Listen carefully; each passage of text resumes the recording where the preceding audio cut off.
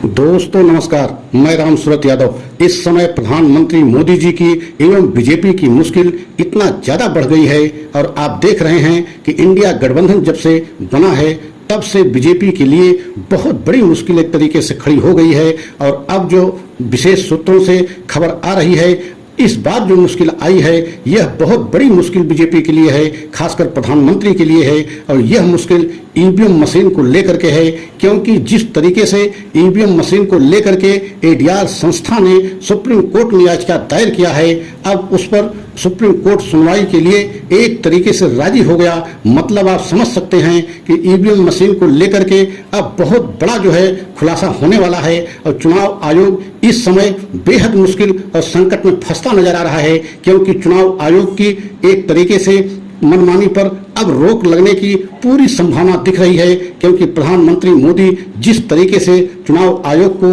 अपना एक तरीके से एजेंडे में कठपुतली के तरीके से इस्तेमाल करते थे और जहां जैसे चाहते थे उस तरीके से जो है चुनाव आयोग काम करता था। लेकिन अब आप समझ सकते हैं कि प्रधानमंत्री मोदी के लिए चुनाव आयोग एक तरीके से सुप्रीम कोर्ट में फंसता नजर आ रहा है, क्योंकि मार्च 2023 में एडीआर संस्था ने याचिका दाखिल किया था सुप्रीम कोर्ट में, और वह याचिका पर अब सुप्रीम कोर्ट सुनवाई के लिए तैयार हो गया है। और उस पर अब बहुत विस्तृत सुनवाई होगी। और चुनाव आयोग ने अपना जो हलफनामा दाखिल किया है उस हलफनामे में एक गलती भी स्वीकार कर लिया, और वह गलती चुनाव आयोग की यह है कि ईवीएम मशीन में जो वोट डाली जाती है और वीवीपैट से जो पर्ची निकलती है, इन दोनों में अंतर पाया जा सकता है। मतलब कि अगर अंतर है तो इसका मतलब है कि कहीं न कहीं ईवीएम में गड़बड़ी है। और इसी बात की जो है एडीआर संस्था का मांग है। एडीआर संस्था जो याचिका दाखिल किया है उसमें गुहार लगाई है सुप्रीम कोर्ट से कि जितनी भी वोट ईवीएम मशीन में डाली जाए उनकी सभी वीवीपैट की पर्चियों की गणना होनी चाहिए, क्योंकि पूरे देश में इस समय जनमानस को एक तरीके से संदेह हो गया है। और यही वजह है कि जनमानस को अगर संदेह हो गया है कि ईवीएम में गड़बड़ी होती है या कराई जा सकती है, तो यही एक विकल्प है कि पूरी वीवीपैट की पर्चियों की गणना कराई जाए। और चुनाव आयोग ने एक तरीके से हलफनामे में अपने कह दिया है कि सभी वीवीपैट की पर्चियों की गणना कराना संभव नहीं है, क्योंकि सभी वीवीपैट की पर्चियों की हम गणना कराएंगे तो एक तरीके से चुनावी प्रक्रिया में चले जाएंगे और बहुत समय लगेगा। तो यह चुनाव आयोग सुप्रीम कोर्ट में हलफनामे में अपनी बात को कहा है। लेकिन अब जो है सुनवाई के लिए पूरी तरीके से सुप्रीम कोर्ट तैयार हो गया है। और एडीआर संस्था का कहना है कि या तो सभी वीवीपैट की पर्चियों की गणना कराई जाए या कोई और जो है विकल्प पर विचार किया जाए या ईवीएम को बैन किया जाए, क्योंकि पूरे देश की जनता को एक तरीके से इस समय संदेह हो गया है। और एडीआर संस्था का काम ही यही है कि चुनाव आयोग के द्वारा कराए हुए चुनाव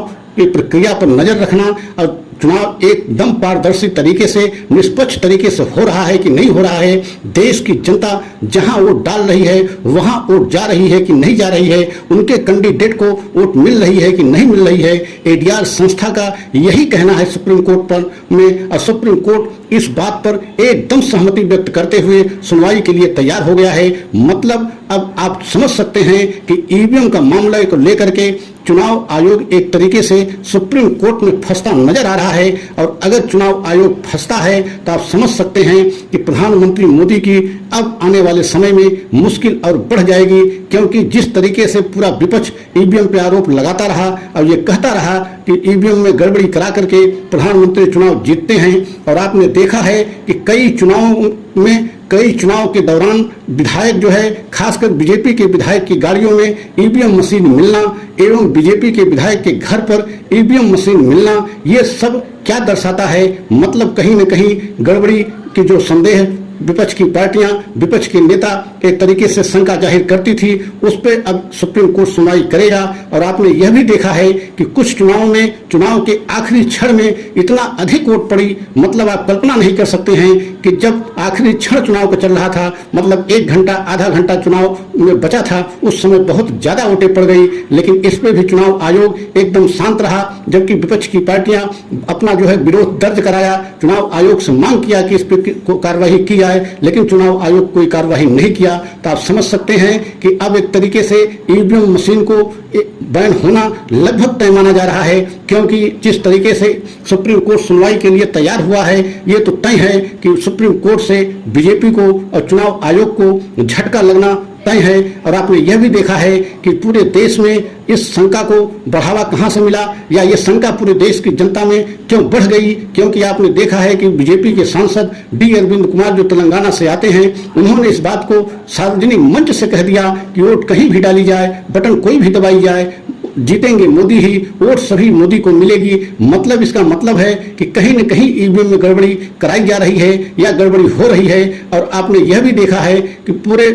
देश में इस समय चुनाव को लेकर के चर्चा का विषय खासकर ईवीएम मशीन को लेकर के है, क्योंकि जब से ईवीएम मशीन का मामला सुप्रीम कोर्ट में मार्च 2023 से पहुंचा है, क्योंकि एडीआर संस्था ने मार्च 2023 में ही याचिका दाखिल की थी, लेकिन अब उस पर सुनवाई के लिए सुप्रीम कोर्ट एकदम तैयार हो गया है। और आने वाले समय में अगली तारीख जो नवंबर में मिली है, उसमें एकदम ये माना जा रहा है कि बहुत बड़ा झटका जो है खासकर चुनाव आयोग को एवं बीजेपी को लगने वाला है, क्योंकि जिस तरीके से पूरे देश में इस समय ईवीएम को लेकर के जन जन तक ये संदेश गया है कि ईवीएम में गड़बड़ी होती है, गड़बड़ी कराई जा सकती है, जबकि चुनाव आयोग स्वयं इस बात को मान लिया है कि जो ईवीएम में वोट डाली जाती है उसमें और वीवीपैट से जो पर्ची निकलती है उसमें अंतर हो सकता है। तो आप समझ सकते हैं कि एडीआर संस्था यही मांग कर रही है कि देश में जितनी ईवीएम मशीन में वोट डाली जाए, सभी की पर्चियां वीवीपैट से जो निकलती हैं उनकी गणना कराई जाए। और अब तक जो है चुनाव आयोग मात्र 5 बूथों की जो है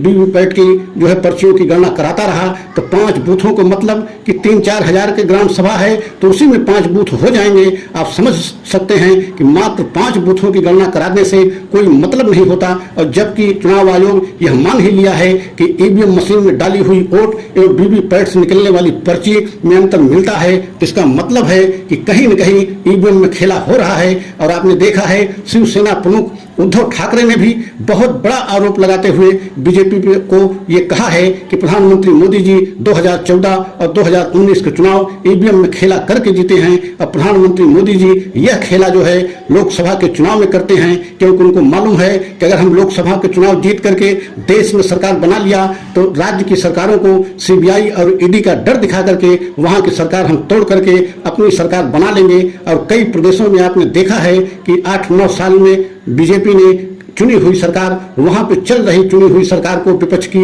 वहां पर तोड़ा गया है और वहां अपनी सरकार बीजेपी बनाई है। तो आप समझ सकते हैं कि आने वाले समय में बीजेपी के लिए अब बहुत बड़ी मुश्किलों का सामना करना पड़ेगा, क्योंकि जिस तरीके से ईवीएम मशीन को लेकर के सुप्रीम कोर्ट सुनवाई के लिए राजी हो गया है, तो आप समझ सकते हैं कि अब तक जब से DY Chandrachud chief justice of India बने हैं, जो भी मामला सुप्रीम कोर्ट में पहुंचा है वहां से प्रधानमंत्री मोदी को बहुत बड़ा झटका लगा है। वह चाहे ईडी प्रमुख की नियुक्ति को लेकर के हो या चुनाव आयोग की नियुक्ति को लेकर के हो, मामला जो भी पहुंचा है सुप्रीम कोर्ट में, वहां से बीजेपी को खासकर प्रधानमंत्री मोदी को बहुत बड़ा झटका लगा है। और अब जो है यह मामला सुप्रीम कोर्ट में पहुंचा है और सुप्रीम कोर्ट सुनवाई के लिए तैयार हो गया है। तो आप समझ सकते हैं कि आने वाले समय में ईवीएम मशीन पूरे देश में बैन हो सकती है, क्योंकि ईवीएम मशीन को लेकर के केवल विपक्ष के दलों में ही नहीं, देश की जनता में ही नहीं, बल्कि एडीआर संस्था को भी यह संदेह है कि ईवीएम मशीन में गड़बड़ी हो रही है। इसीलिए एडीआर संस्था जो है सुप्रीम कोर्ट से गुहार लगाई है। और एडीआर संस्था का काम ही यही है कि वह चुनाव आयोग की सभी प्रक्रियाओं पे नजर रखे और जनता के वोट सही पड़ रही है कि नहीं पड़ रही है, जनता जिसको वोट डाल रही है वहां वोट पहुंच रही है कि नहीं पहुंच रही है। एडीआर संस्था का काम ही यही है। तो आप समझ सकते हैं कि आने वाले समय में बीजेपी के लिए अब बहुत बड़ी मुश्किलों का सामना करना पड़ेगा। अभी चुनाव 4-5 महीने शेष हैं, मतलब अगले साल लोकसभा का चुनाव होना है। तब तक जो है प्रधानमंत्री मोदी की बीजेपी की मुश्किल बढ़नी तय है। ईवीएम मशीन को लेकर के अब सुप्रीम कोर्ट बहुत बड़ा जो है फैसला देगा। तो आप समझ सकते हैं सभी देशवासियों को अब इस मामले में पूरा उम्मीद है और उम्मीद होनी भी चाहिए, क्योंकि डीवाई चंद्रचूड़ जब से चीफ जस्टिस ऑफ इंडिया बने हैं कोई न कोई ऐसा फैसला दे रहे हैं जिससे मोदी सरकार एकदम बैकफुट पर जा रही है। और आप समझ सकते हैं कि ईवीएम मशीन को लेकर के भी बहुत बड़ा फैसला आने वाला है। और अगर हमारा यह सच अच्छा लगा हो तो लाइक सब्सक्राइब करें, कमेंट के द्वारा ये भी बताएं कि ईवीएम बैन होना चाहिए कि नहीं होना चाहिए। अगला सच पुनः लेकर के आएंगे। जय हिंद, जय भारत।